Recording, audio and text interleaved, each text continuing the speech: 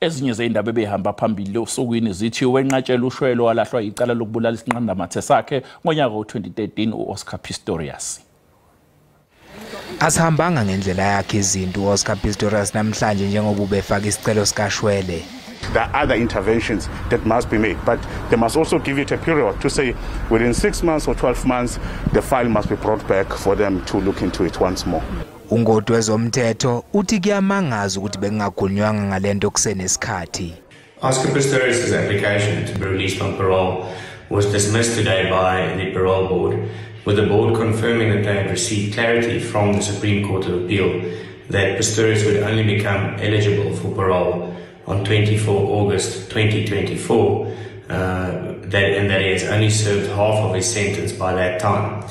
Now, it is quite bizarre that the parole board hearing proceeded today with the board being aware of these time constraints and the fact that half of his sentence had not yet been served. So it is quite bizarre that they did proceed today. Lesi sinqumo sokunqabela uPistorius ushwele siuhlaba umxhwele umndeni wakwaSteenkamp. They don't feel that he should be released. They feel that he has shown no remorse. He's not rehabilitated, because if he had been, he would have come clean and told the true story of what happened that night. Ngaphambi kokuba kulalelwe isicelo soshwele, umama kaRiver Steenkamp ukuvezile ukuthi umfune ebhadle njalo ejele uPistorius. I don't believe his story. I don't.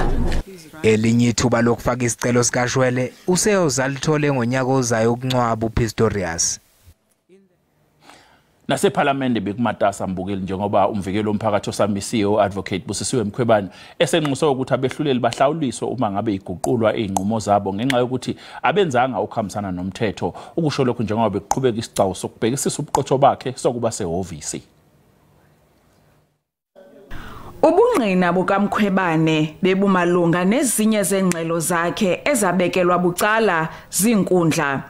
Ezi ziquka iphulo le-CR17 likamongameli Ramaphosa lokuba ngumongameli we-ANC kunye nengxelo eyadala intetha yakwa-SARS.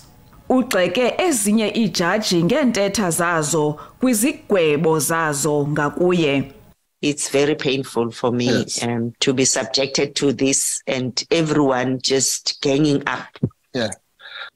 Umkhwebane ukwatyhole ezinye ijaji ngokufadala ukuqwalasela ingxelo zakhe xa zizihlola nokuphatha abo bavela phambi kwazo ngokwahlukileyo ngokwebala.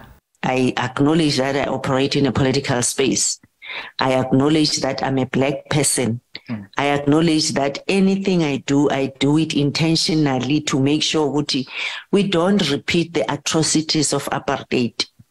So now if we pick up a lot of these Abu Sunday Times, judges perpetuating the very same divisive ways, when it's a white person or when it's another race, then we are treated differently. Ukwalumkise ngezigwebo ezigunyazisa ukuba akhuphe imali epokothweni yakhe esithi oku kuchaphazela abaphandi kwi-ofisi yomkhuseli lontu. Uvavanyo lusaqhuba.